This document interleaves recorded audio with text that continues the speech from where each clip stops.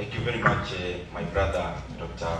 Kipto, our PS for the National Treasury, Professor Juguna Dongo, our PS, Dr. Kipto, the team from the National Treasury, Mr. Mwenda, and also Bwana Anyona and the entire team, all the accounting officers representing various MDAs, and also our development partners. Good morning.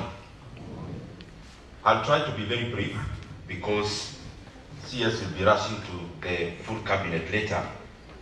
But first of all, I want to thank the team from the National Treasury because we have been working very closely together in the Parliament and also National Treasury, because both institutions are very pivotal in the budget making process. I also want to thank all the participants of this lounge today, all the accounting officers, majority of whom we interact very closely in the process of budget making, and also everyone else who is here, including the people who disseminate the decisions we make to the public, that is the team from the media. I first of all want to highlight that this process is very critical, the one we are doing for the next 3 days. As you are aware, the budget making process starts quite early. We were here some months back in the launch of whatever we are doing today, and it is important that all the accounting officers note that this process is actually what gives them money. Because most times we see, after we do all this donkey work, then at the tail end, people who could not have been so much involved in the sector working groups, that they want some enhancement in their budgets. So it is important that we take this process very seriously, because there is usually no money anywhere to add anyone. Because the budget, we make it using a threshold of a parameter, and especially deficit to GDP ratio. And therefore, coming late in the day to ask for enhancements would only mean that we then take from someone, because usually it is usually zero sum by the time it reaches the tail end. So it's very important that we participate robustly in the allocation of resources around this time. And also it is important that Kenya currently is a very open democracy. Budget making process by itself is a public affair. And that is why members of public are always welcome. I know today here, there could be representatives of farmers, there could be representatives of other sectors of our economy, because it is important. The budget we make does not belong to the people that you see here. It does not belong to the leaders. We make the budget for our country and Kenyans. We benefit a lot from your wisdom as you participate in the public participation.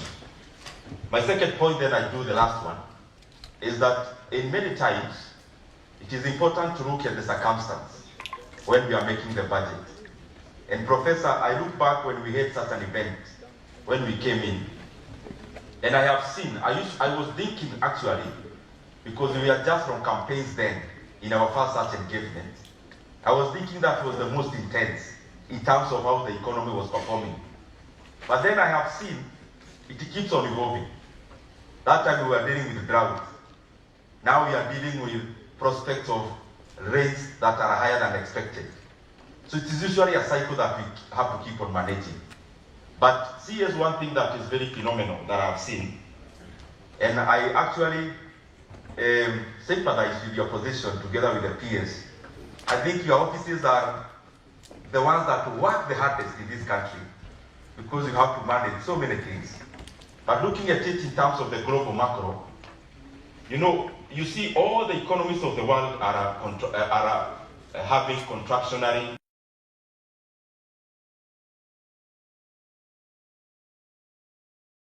It will affect what you are doing in the budget making process in terms of allocations.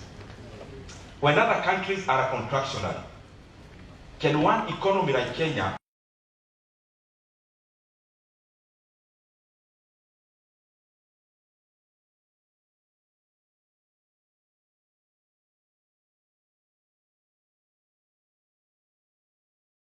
all economies are raising interest rates, for example? That is more contractionary. Then, would Kenya afford then to do the reverse? from the position where I am, I think Kenya being so integral with the global economy, it may not be possible for us to have very different policies from the ones that the entire globe is adopting. Why?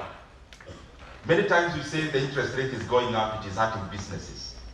But then on the other side, if our monetary policy then is the other way around, then you will end up again having capital outflows when we have interest rates that is lower than what is happening across the world. So it is important that when our monetary policy is contractionary, then on the other side our fiscal policy cannot be expansionary. And that is why you see also there is a dent in terms of development expenditure, because raising government expenditure is physically expansionary.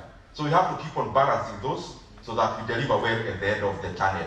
But lastly also, very last, I have to laud the work that we are doing as a country. We have done quite well. We don't need to lament too much because figures don't lie. Kenya, in the first quarter of this year, we grew by 5.3%. In the second quarter, we grew by 5.4% of the GDP. Kenya, if you check across all the over 200 countries of the world, Kenya was the 29th fastest growing economy in the world. I know that has a problem reflecting in the pockets of Kenyans, but that is the reality. Also on the side of inflation, as the other countries deal with the inflation, which is running beyond the target, our inflation is within our benchmark. Our benchmark being around 5% and a band of 2.5% either way. We are now at 6.8%. So even as we see the hardships around our economy, the parameters are not so bad. Kenya is growing, that is the truth, at around 5.4%. In fact, growing faster than China. And growing much faster than my friend from Japan, much faster, in many multiples, by the way. So Kenya is doing well, but we now need to capitalize on transferring this growth to the pockets of Kenyans by having a manner that, or a policy that is more egalitarian, a policy that pushes money to the pockets of Kenyans, because that is where the real economy is. Having said that, also we have to keep on managing that budget-making process. The liquidity is also coming up very strongly to be another arm of budget-making process. Because we do a lot of budget here, but then it's dependent on how much money we collect through KRA. And I am sure through the figures that I've seen, we'll keep on enhancing our revenue collection so that the budget we make here actually ends up being funded and in good time. Having said that, it's now my pleasure to invite my schoolmate, Professor Jegona Dongo, to come and now open this forum officially. Karibu sana, Prof.